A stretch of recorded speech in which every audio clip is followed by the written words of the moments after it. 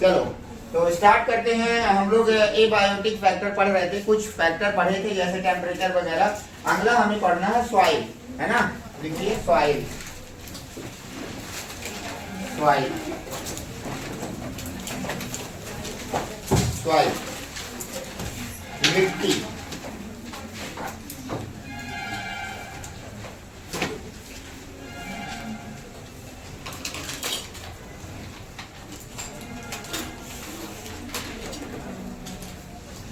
सबसे पहले लिखेंगे स्टडी ऑफ सॉइल, मिट्टी का अध्ययन। मिट्टी का अध्ययन, मिट्टी का अध्ययन क्या कहलाता है? Pedology. Study of soil, pedology, मिट्टी का अध्ययन, पीडोलॉजी। एक और शब्द है पीडोजिनेसिस, पीडोजिनेसिस, फॉर्मेशन ऑफ सॉइल, मिट्टी का निर्माण की प्रक्रिया क्या कहलाती है? पीडोजिनेसिस। मिट्टी के जो निर्माण की प्रोसेस है उसे कहते हैं वेदरिंग। क्या कहते हैं? वेदरिंग। सुने हो? लिखिए। और इसके बाद इसमें होता है ट्रांसपोर्ट। तो मिट्टी निर्माण की प्रक्रिया क्या कहलाती है? पीडोजेनेसिस। प्रोसेस, मिट्टी के बनने की जो प्रोसेस होती है उसे क्या कहते हैं? वेदरिंग कहते हैं। ठीक है। वेदरिंग का क्या मतलब होता है? कोई सी भी रॉक होती है, चट्टान होती है, जैसे ये मान लो कोई पत्थर चट्टान है, तो इस चट्टान में बहुत लाखों वर्षों तक इसके घिसने से और क्या निर्माण होता है बताओ? सॉइल बनती है। तो चट्टानों से क्या बनती है? सॉइल बनती है, और बहुत कम मात्रा में बनती है, बहुत धीरे प्रोसेस होती है वेदरिंग की, है ना। तो लिखो इसको, किस प्रोसेस से बनती है? वेदरिंग से बनती है ना। तो रॉक से कई वर्षों तक टूटने के बाद हल्का हल्का टूटता है और उससे क्या बनती है? मिट्टी या सॉइल बनती है। ठीक है। अब जो मिट्टी बनती है सॉइल, उसमें क्या क्या रहता है ना। लिखिए कंपोजिशन ऑफ सॉइल।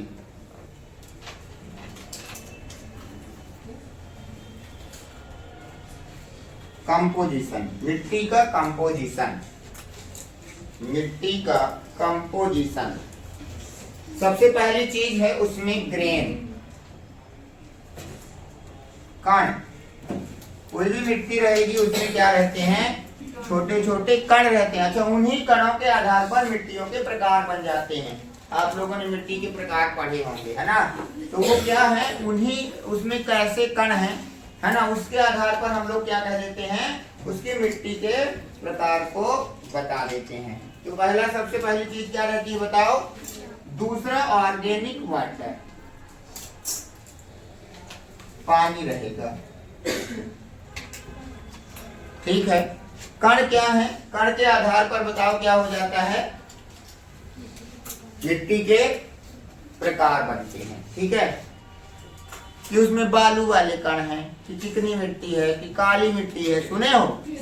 प्लांट के लिए या खेती के लिए सबसे अच्छी जो मिट्टी होती है वो लोमी सॉइल होती है। लिखेंगे for the agriculture,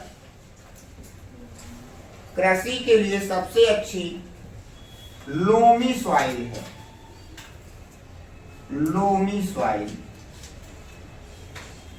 loamy soil कृषि के लिए सबसे अच्छी लोमी सॉइल होती है। अब ये लोमी सॉइल किस आधार पर नाम रखा गया होगा? इनके कणों के आधार पर। ठीक है। तो लोमी सॉइल जो होती है वो सबसे अच्छी होती है। ठीक है। तो फाइनली तुम्हें पता चला कि पीडोलॉजी क्या है? बोलो।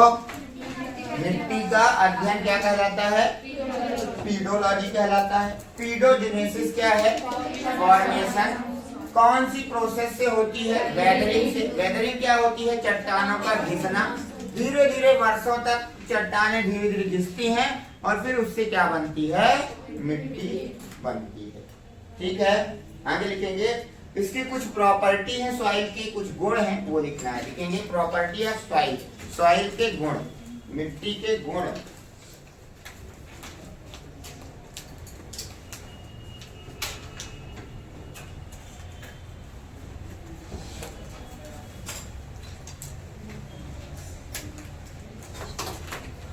बेटा चलिए पहला नंबर लिखेंगे परकुलेशन।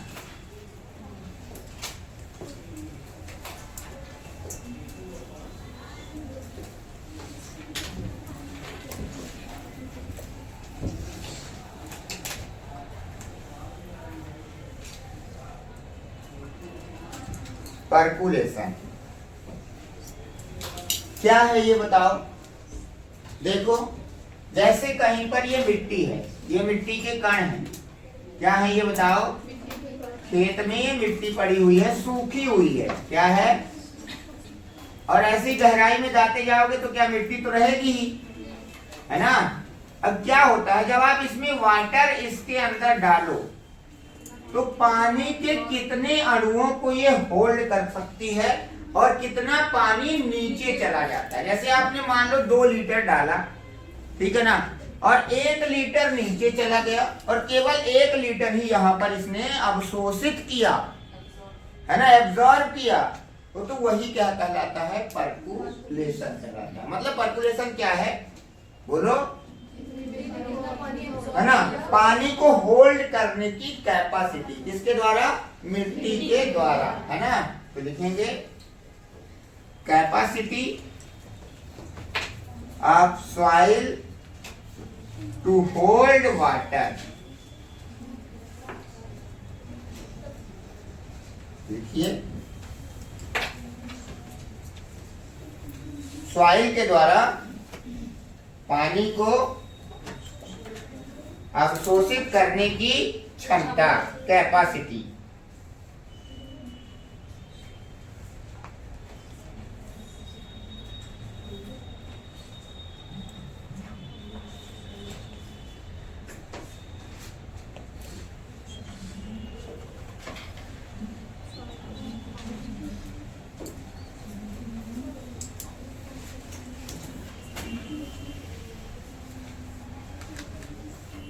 आगे लिखेंगे पोलार्ड।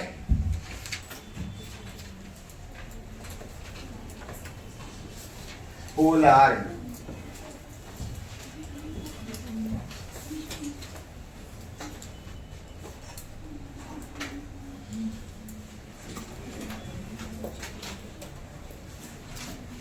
पोलार्ड क्या होता है, total amount of water that present in soil. मिट्टी में जितना भी पानी है उसे हम लोग क्या कहते हैं, पोलार्ड कहते हैं। तो लिख लेंगे total amount of water in soil. मिट्टी में पानी की कुल मात्रा, मिट्टी में पानी की कुल मात्रा।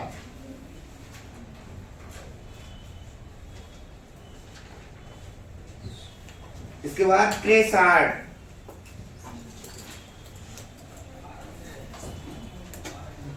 क्रेसार्ड। अब मान लो मिट्टी में 2 लीटर पानी है, तो क्या प्लांट 2 लीटर यूज कर देंगे। तो प्लांट जितना पानी यूज कर लेते हैं उसे क्या कहते हैं, क्रेसार्ड। तो हम कहेंगे water use by the plant. Plant के द्वारा जितना पानी यूज होता है उसे क्या कहते हैं। और आपको पता है कि प्लांट कौन सा पानी यूज करते हैं, कैपिलरी वाटर। तो usually it is capillary water. सामान्यतः ये कौन सा है, कैपिलरी वाटर है। इट इज कैपिलरी, केशिका जल हिंदी में कहते हैं, सुने हो, हैं।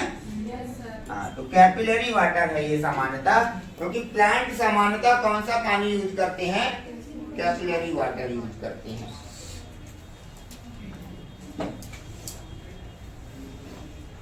अगला है ई कार्ड।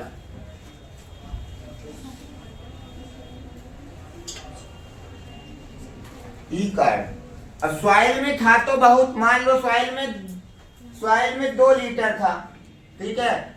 500 ml मान लो आधा लीटर जो था उसे क्या कर लिया गया, यूज कर लिया गया, तो बचा कितना 1500 ml। बोलो 1.5 लीटर बच गया। तो यूज करने के बाद बची हुई मात्रा क्या कहलाती है, बोलो ई card.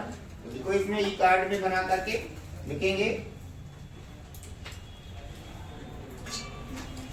Amount of water not available for the plant, वह पानी जो प्लांट के लिए अवेलेबल नहीं है, मतलब किसे छोड़ दिया जाए, कैपिलरी वाटर को। तो बाकी जो बचा वो सब क्या है, ई कार्ड, ठीक है ना। तो लिखेंगे amount of water not available for the plant, plant के लिए क्या नहीं है, अवेलेबल नहीं है, तो वही क्या है, ई कार्ड। समझ में आ गई बात। कुल मात्रा होलार्ड, है ना, जो प्लांट यूज कर ले, सामान्यतः कौन सा है वो, कैपिलरी वाटर। अब जितना था उसमें कैपिलरी हटा दो तो जो बचा वही क्या है, समझ आ गया है, पक्का। चलो आगे चलते हैं। PH and minerals, pH and minerals दूसरा है कैरेक्टर सॉइल का, पीएच एंड मिनरल्स।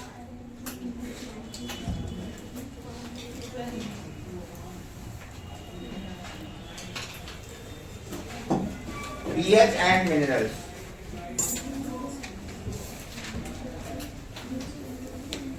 देखो हर प्लांट की स्पीसीज के लिए मिट्टी का पीएच और उसके लिए मिनरल्स अलग अलग हो सकते हैं, है ना। हो सकता है कि कोई प्लांट ऐसे पीएच में ग्रो करता हो कि जिसमें कोई दूसरा प्लांट ग्रो ना करे, तो ये भी एक इसके लिए एक ऑप्टिमम पीएच और मिनरल्स चाहिए होते हैं प्लांट को क्या कराने के लिए, ग्रो कराने। पर हमें पता कैसे चलता है, इसके लिए क्या किया जाता है, बाय द सॉइल टेस्ट। हम लोग इसके लिए क्या करवाते हैं, मिट्टी का टेस्ट करवाते हैं, and know the pH and minerals, and know the pH and minerals of soil. तो हम सॉइल का पीएच और मिनरल्स जान लेते हैं कि हमारी मिट्टी में किस तत्व की कमी है। अगर उस तत्व की कमी है तो हम उसको बाहर से खरीद करके छिड़काव कर देते हैं, तो वो तत्व फिर से प्लांट को मिल जाता है, कि तो खेती में उसकी पैदावार क्या हो जाती है, बढ़ जाती है। ठीक है, तो ये भी एक तरह का क्या है, वो है, हाँ, ये बहुत जरूरी प्रॉपर्टी थी। चलो, तो ये हम लोग देखे कल से, और टेम्परेचर आपने देखा पहले, फिर आपने लाइट देखा, फिर आपने वाटर देखा, और आज अभी क्या देखा, सॉइल देखा। ये 4 एबायोटिक फैक्टर थे, ठीक है। और जो ऑर्गेनिज्म जीव हैं वो कौन है, बायोटिक है। अब हम ये पता करना चाहते हैं, इकोलॉजी पर जा रहे हैं कि एबायोटिक वाले बायोटिक को कैसे प्रभावित करेंगे, ये मेरे ऊपर असर कैसे डालेगा। तापमान अगर बढ़ गया तो मैं क्या करूंगा, पानी ज्यादा बरसने लगा तो मैं क्या करूंगा, है ना, कोई भी जीव क्या करेगा। ठीक है, तो लिखेंगे how abiotic effect biotic, how abiotic effect biotic, how abiotic effect biotic.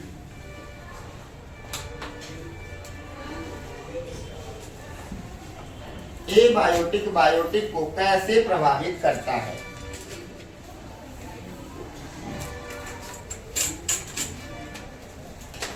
तो इसकी कहानी से स्टार्ट करते हैं, शुरुआत से। कहां से स्टार्ट करते हैं, प्रॉब्लम बच्चों जानते हो किसकी होती है, प्रॉब्लम होती है हैबिट बनाने की। किसकी होती है, हैबिट बनाने की। अगर हम किसी चीज की हैबिट बना लेते हैं और इसके बाद उसे कोई चेंज करता है तो वो हमारे लिए बड़ा ही दुखदाई होता है। ठीक है, तो जैसे मान लो कोई आदमी या कोई जीव ऐसे जगह पर रह रहा था जहां पर हमेशा ठंड ही रहती थी। क्या रहती थी, तो उसने अपनी बॉडी को उस ठंड के लिए क्या कर लिया, एडॉप्ट कर लिया, है ना। लंबे समय तक उसी ऑप्शन में रहने पर व्यक्ति क्या हो जाता है, एडॉप्ट हो जाता है। और उसकी बॉडी उस टेम्परेचर पर मैक्सिमम एक्टिविटी के साथ काम करने लगती है। मतलब उसे ठंड नहीं लगती है, वो उसी तरह काम करता है जितना हम अभी नॉर्मल टेम्परेचर पर करते हैं। आ रही बात समझ में? बोलो। लेकिन सोचो, अगर वहां का इन्वायरमेंट चेंज अब कर दिया जाए तो उसकी हैबिट तो किसकी हो गई थी? लो टेम्परेचर की। तो वो उसे परेशान करेगी कि नहीं करेगी? तो इसकी शुरुआत ही यहीं से होती है कि अगर हम किसी इन्वायरमेंट में बहुत समय तक रहते हैं तो हम उसके लिए अडॉप्ट हो जाते हैं। यहीं से शुरुआत करते हैं। चलिए लिखेंगे समय के अनुसार ऑर्गेनिज्म, समय के अनुसार जीव अपने अंदर एक नियत इंटरनल कंडीशन बनाता है। अकॉर्डिंग टू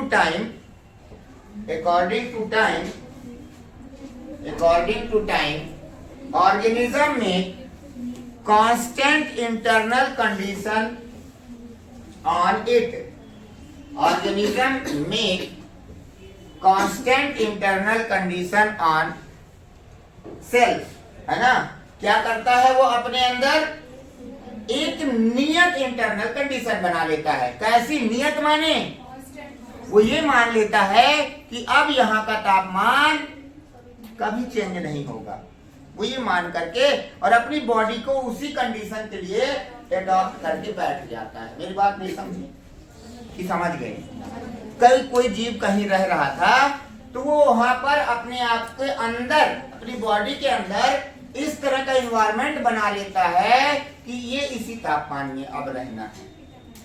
इंटरनल कंडीशन ये ऐसी बना लिया है वो। ठीक है, अब आगे क्या करते हैं? देखो, अगला एरो बना करके लिखना। इस कंडीशन पर ऑर्गेनिज्म की एक्टिविटी मैक्सिमम होती है। At this condition organism has the maximum activity. इस कंडीशन पर ऑर्गेनिज्म की एक्टिविटी मैक्सिमम होती है। At this condition organism has a maximum activity. इस कंडीशन पर जीव की एक्टिविटी मैक्सिमम होती है। At this condition, organism has a maximum activity. इस कंडीशन पर जीव की एक्टिविटी क्या होती है? पहले वो कभी गया रहा होगा उस एनवायरनमेंट में तो उसे अच्छा नहीं लगा होगा, है ना? और वो उसकी बॉडी लेस एक्टिव हो गई होगी, काम नहीं करती रही होगी। फिर उसने अपने अंदर क्या बनाई? इंटरनल कंडीशन बनाई और धीरे धीरे फुल अच्छी एक्टिव हो गया। जैसे मान लो अभी हम यहाँ पर हैं तो हमारे यहाँ नॉर्मल टेम्परेचर चल रहा है तो हम अच्छे तरह से कार्य कर रहे हैं। लेकिन अगर ठंडी पड़ जाए और आप रजाई ओढ़े बैठे हुए हो, फिर कोई कह दे कि तुमको जा 2 बाल्टी पानी लिया नल से, तुम्हें लगे का बता दी, इसका बताएं। सही बात है ना? तो हम बैठे रहते हैं, हमारी एक्टिविटी क्या हो गई है? थोड़ा आलस आ गया है। लेकिन हम ये सोच रहे हैं कि ये तो साल भर रहना है, अगले साल भी ऐसी होना, तो हम अपनी बॉडी को इंटरनली क्या करेंगे? उस टेम्परेचर पे ढाल लेंगे और उसी टेम्परेचर पर हम उतना ही काम करने लगेंगे जैसा नॉर्मल पे करते थे। करने लगेंगे ना फिर, क्योंकि जब तो ऐसा ही है तो हमारी बॉडी अडॉप्ट होना स्टार्ट कर देगी। ठीक है, अगला एरो बनाएंगे। अब क्या होगा देखेंगे। अगर एबायोटिक फैक्टर परिवर्तित हो जाएं, if the abiotic factor become change, अगर एबायोटिक फैक्टर परिवर्तित हो जाएं तो यह आंतरिक कंडीशन को चेंज करने की कोशिश करता है। Then it try to change internal condition of organism.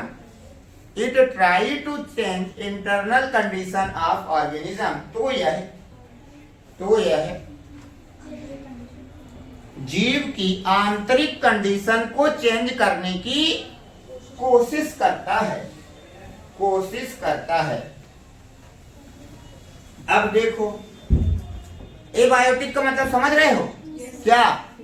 Temperature वगैरह, लाइट वगैरह। सोचो हम उस टेम्परेचर पर एडॉप्ट हो गए, अब वही चेंज हो रहा है तो क्या हो जाएगा?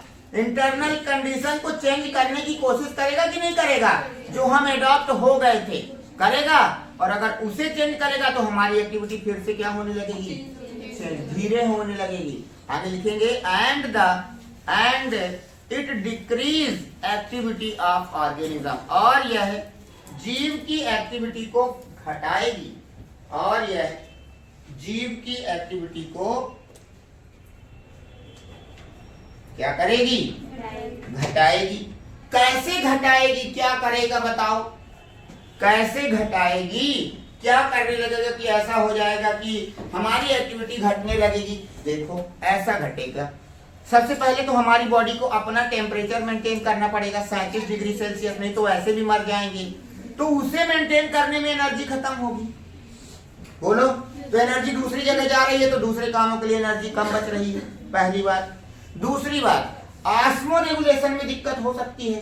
सोडियम पोटेशियम के जो आयंस वगैरह चल रहे हैं, किडनी अच्छे से काम कर रही थी, ब्रेन में सोडियम पोटेशियम ट्रांसपोर्ट चल रहा था, है ना, ये सब क्या हो जाएगा? ये भी अनबैलेंस हो जाएंगे। तो हमारी एक्टिविटी अपने आप क्या होने लगेगी? तो बताओ, हमें एबायोटिक ने प्रभावित किया कि नहीं किया? कैसे करता है? अपने आप को चेंज करता है, और हमारे अंदर जो इंटरनल कंडीशन हमने कांस्टेंट बना ली थी उसको क्या कर देता है? चेंज करने की कोशिश करने लगता है, और उसके चेंज करने की कोशिश से हमारी एक्टिविटी कम हो जाती है। लिखेंगे आगे कैसे, है ना। प्रभाव, क्या प्रभाव पड़ेंगे? फॉर टेम्परेचर रेगुलेशन, क्या इफेक्ट पड़ेंगे? For temperature regulation, temperature regulation में प्रभाव पड़ेगा हमें, क्योंकि हमें पूरी बॉडी का क्या करना पड़ेगा? Maintain. And for regulation of salt, for regulation of salt and water. मान लो गर्मी पड़ने लगेगी तो पानी ज्यादा पीना पड़ेगा, बोलो, तो ये कंडीशन बनाना पड़ेगा।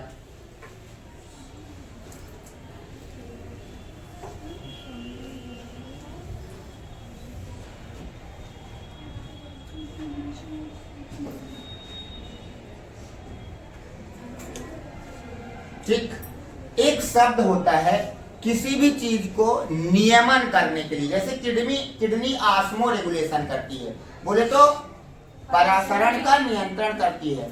ऐसे इन कोर्सों को या ऐसे इन कामों को होम्योस्टैसिस कहते हैं। क्या कहते हैं? नियंत्रित करने वाली जो प्रोसेस होती है वो क्या कहलाती है? होम्योस्टैसिस। तो किडनी का काम होम्योस्टैसिस भी है ना। फिल्ट्रेशन का तो काम हो ही गया, ठीक है, जो ब्लड फिल्टर करती है और यूरिन फॉर्मेशन कराती है, लेकिन उससे ऐसा करने से हमारी बॉडी का साल्ट मेंटेन रहता है ना, हमारी बॉडी का ऑस्मो रेगुलेशन होता है। तो हमें एक शब्द लिख लो, होम्योस्टैसिस।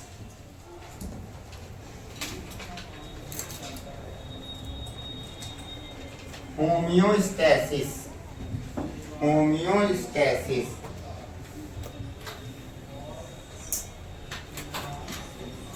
लिखेंगे all organism try to maintain their osmolarity and temperature. All organisms try to maintain osmolarity and temperature. सभी जीव अपना तापमान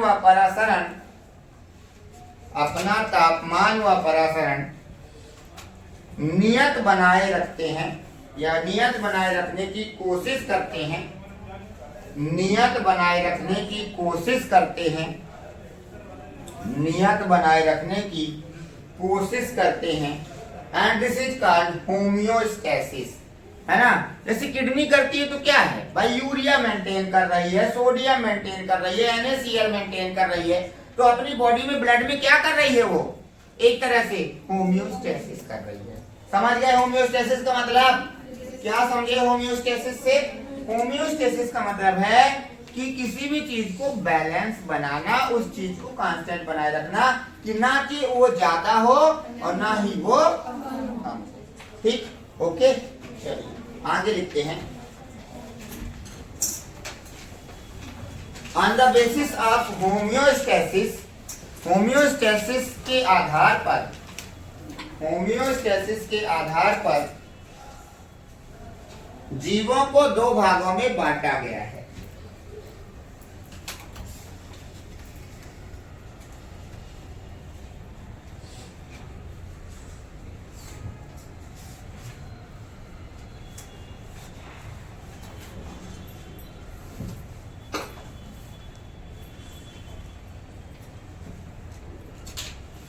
कौन कौन से? रेगुलेटर और कन्फर्मर। सुने हो तो बनाएंगे, ये ऐसे बना लो, एक तरफ लिख लो रेगुलेटर और एक तरफ लिखेंगे कन्फर्मर।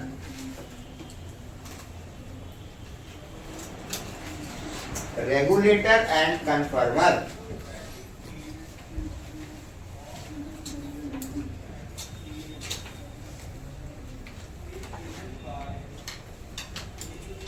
रेगुलेटर का मतलब होता है रेगुलेट कर लेना, जो बैलेंस बना सकते हैं। मतलब इसमें होम्योस्टेसिस को ये हमेशा क्या कर लेते हैं, मेंटेन किए रहते हैं। तो अब बाहर का फैक्टर चेंज हुआ लेकिन हम उसे क्या कर लेंगे, मेंटेन कर लेंगे। ठीक है, तो लिखेंगे इस वाले में, लिखेंगे यह होम्योस्टेसिस को मेंटेन कर लेते हैं। Able to maintain homeostasis, able to maintain homeostasis, यह होम्योस्टेसिस को मेंटेन कर लेते हैं। able to maintain homeostasis.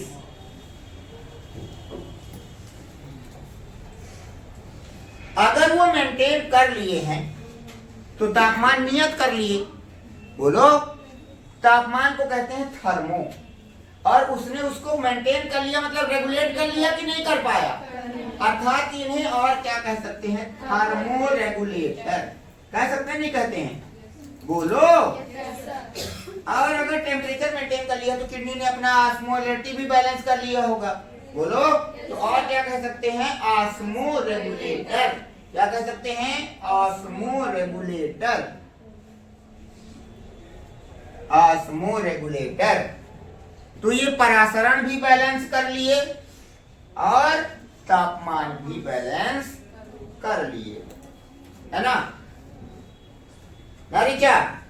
दोनों बैलेंस कर लिए तो कम हो जाएगा टेम्परेचर की ज्यादा हो जाएगा, बैलेंस रहेगा ना। तो क्या है इनका, बॉडी टेम्परेचर कांस्टेंट लिख लेना। जैसे अपना कितना रहता है, तो बॉडी टेम्परेचर इनका बना रहता है कांस्टेंट, क्योंकि ये बाहर का तापमान चेंज भी होगा तो भी नहीं है, नो दिक्कत।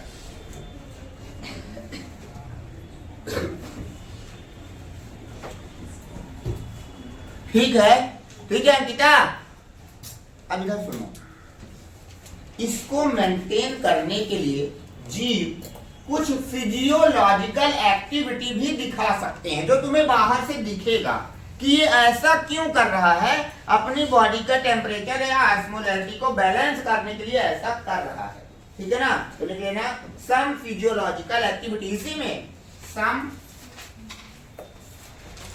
फिजियोलॉजिकल एक्टिविटी, कुछ फिजियोलॉजिकल एक्टिविटी शो करेगा। वो क्या करेगा, फिजियोलॉजिकल एक्टिविटी शो करेगा।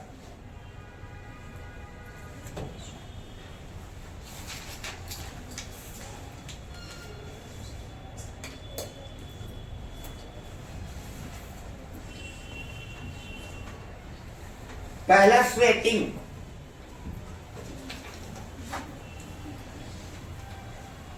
पसीना। देखो किसी को फीवर आ जाता है तो बोलो बॉडी का टेम्परेचर क्या हो गया, बढ़ गया कि घट गया। फिर आपने पैरासीटामोल खाई टैबलेट तो आपको पसीना आया, जैसे ही पसीना आना स्टार्ट हुआ समझ लो टेम्परेचर डाउन होने लगा, बुखार उतर रहा है, ऐसे नहीं कहते हैं। तो ये फिजियोलॉजिकल एक्टिविटी होती है स्वेटिंग, इसके करने से टेम्परेचर मेंटेन किया जाता है। ठीक है, तो ये इस तरह से ये करते हैं। एक और है सेवरिंग। सेवरिंग मतलब होता है कपकपी। कपकपी, कपकपी क्या होती है, ठंड लग रही है, दांत किटकिटा रहे हैं, तो कंपकपी होने से भी बॉडी का टेम्परेचर मेंटेन किया जाता है। तो ये फिजियोलॉजिकल एक्टिविटी है। क्या है ये? इसमें ना लिखना कन्फर्मर में, इसी के नीचे लिखना है, ठीक है? उसमें तो नहीं लिखती है, हैं? ये फिजियोलॉजिकल एक्टिविटी है दोनों इसमें। मैं बोलता ना कि इसमें लिखना है। ये मेंटेन कैसे करते हैं ये बता रहा हूं। कैसे मेंटेन करते हैं बताओ? पसीना आ जाता है ना, तमाम ऐसी घटनाएं होती हैं जिसके कारण ये मेंटेन हो जाता है, ठीक है?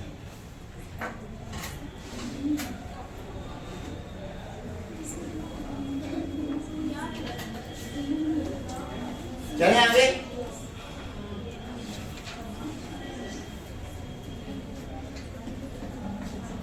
मिटा दो इसको।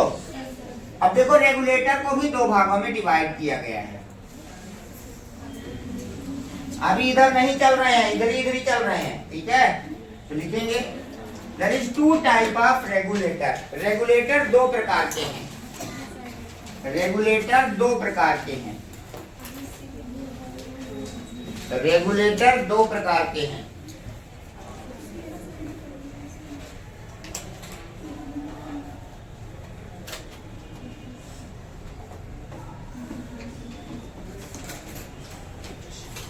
एक होते हैं वार्म ब्लडेड, सुना होगा,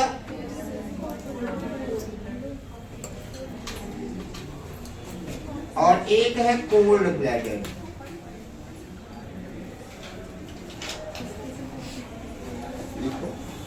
वार्म ब्लडेड, कोल्ड ब्लडेड। सीधी सी बात है, अगर रेगुलेटर है तो बैलेंस तो करते ही होंगे टेम्परेचर दोनों ही, है ना? ये जो है वार्म ब्लडेड, ये फिजिकली अपना टेम्परेचर मेंटेन करते हैं, ठीक है ना? तो लिख लेना टेम्परेचर मेंटेन, टेम्परेचर मेंटेन, बोलो फिजिकली। ये फिजिकली अपना, फिजिकल मतलब अभी बताया, जैसे पसीना, है ना, कभी इस तरह से ये क्या करते हैं बताओ? मेंटेन करते हैं। और ये वाले ये बिहेवियरली करते हैं, मतलब व्यवहारिक रूप से चेंज कर लेते हैं। बिहेवियर चेंज कर लेते हैं अपना। क्या चेंज कर लेते हैं? बिहेवियर चेंज कर लेते हैं, जिससे उनका क्या हो जाता है? बोलो, टेम्परेचर मेंटेन हो जाता है।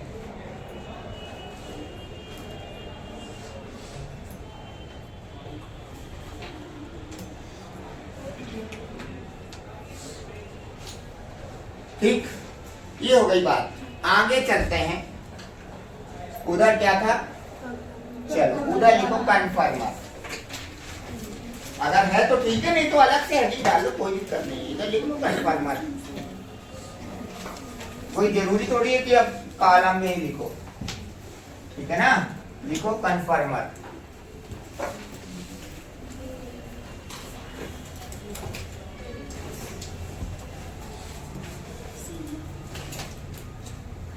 कन्फर्मर बड़े अच्छे हैं, इनको ठीक ठाक है, स्वेटर की जरूरत नहीं है। क्या होता है?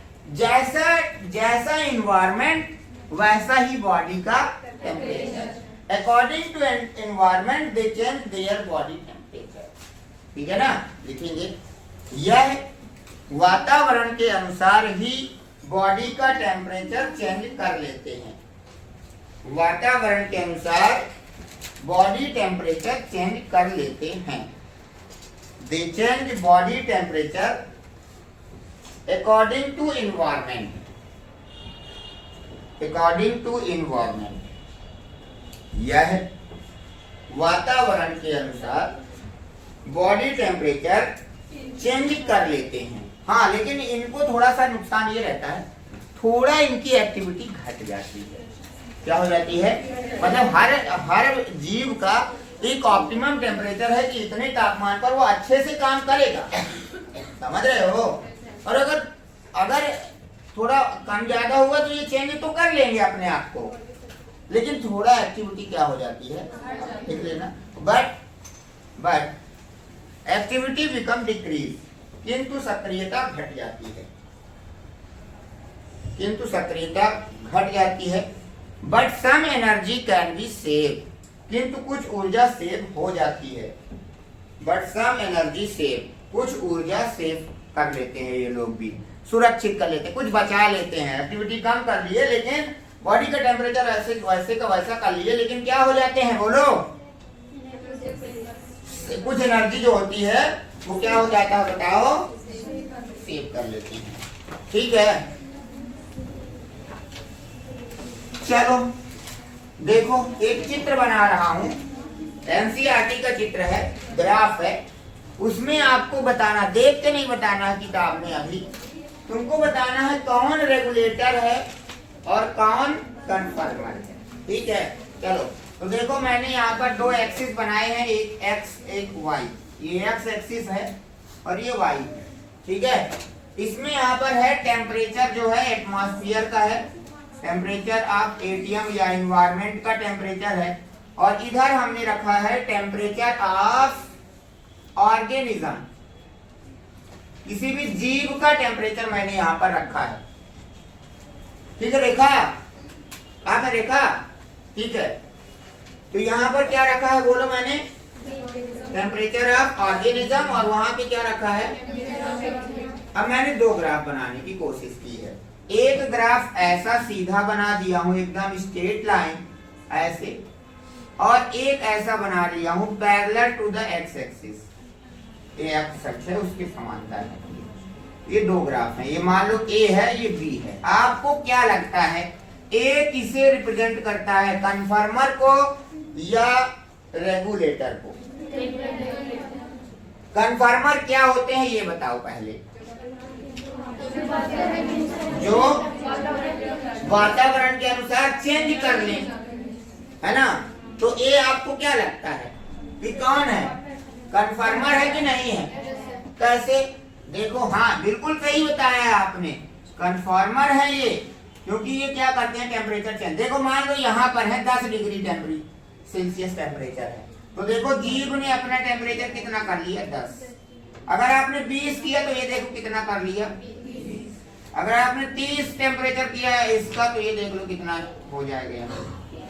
अब इसका देखो, इसका 20, यहाँ मान लो 20 लिखा हुआ है, कितना लिखा है 20, तो यहाँ टेम्परेचर बढ़ाओगे लेकिन यहाँ ऊपर ये 20 ही रहेगा, तो इनका बॉडी टेम्परेचर क्या है बोलो, इनका बॉडी टेम्परेचर देखो है कांस्टेंट, और जिनका कांस्टेंट रहता था लिखवा चुका हूँ वही रेगुलेटर। तो सीधी सी बात है कि बी कौन हो गए बोलो सर, हमें समझ में आ गया है, और नहीं आया है तो भी बता दो, कि आ गया है तो भी बता दो। कुछ ऐसा भी हो सकता है, कभी कभी आपको ऐसा भी ग्राफ मिल सकता है ऐसा, और फिर यहाँ से ऐसा, इन्हें कहते हैं पार्शियल रेगुलेटर। पार्शियल मतलब होता है आंशिक, कभी करते मतलब करने की कोशिश करते हैं लेकिन हो सकता है कि बीच में चेंज हो जाए। ठीक है, तो ये कैसे बोलो प्रिया, पार्शियल रेगुलेटर, आंशिक रेगुलेटर। हाँ आंशिक में बिंदी जरूर लगा देना, नहीं तो कुछ और बन जाएगा। हाँ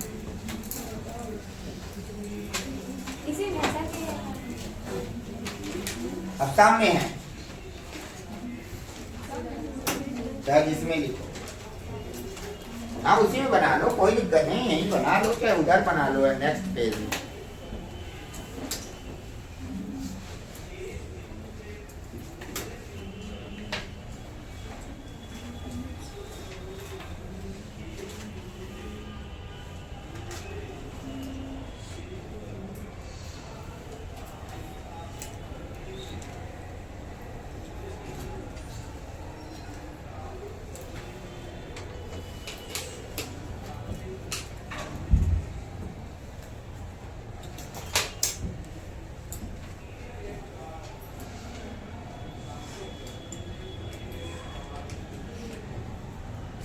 बना है चित्र एनसीईआरटी में?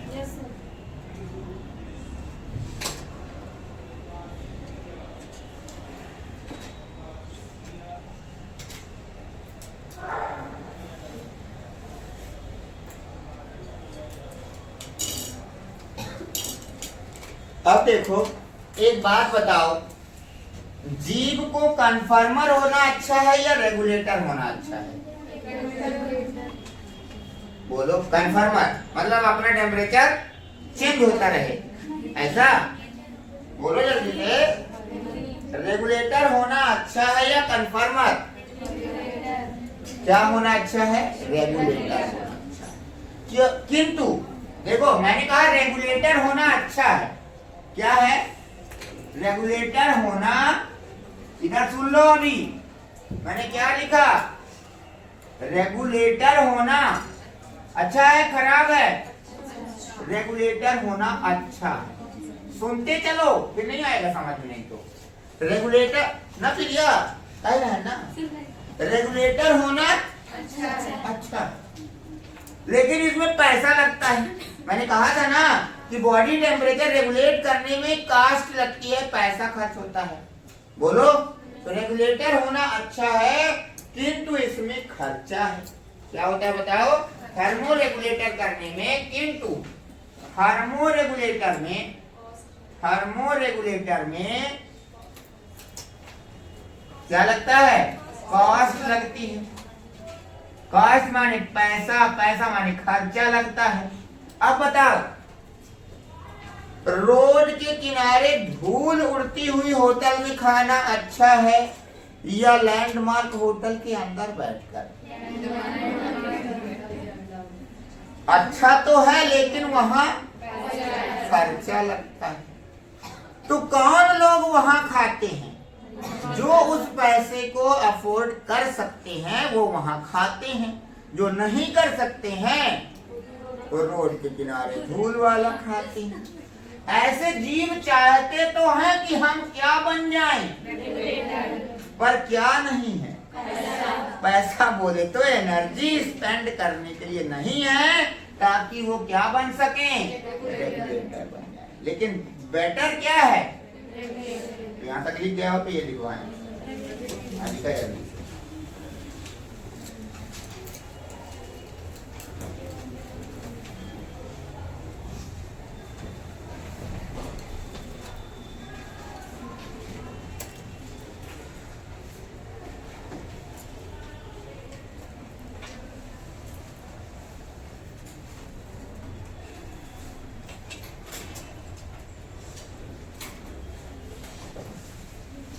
हो गया? लिखिए रेगुलेटर होना अच्छा है।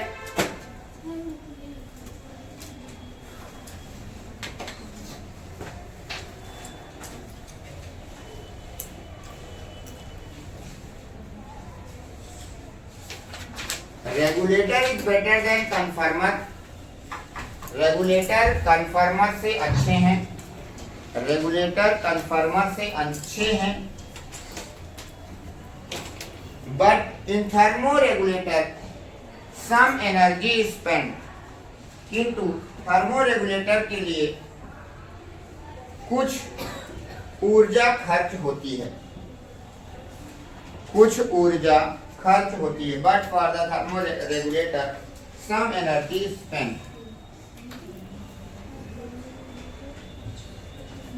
and the conformer और वो कन्फर्मर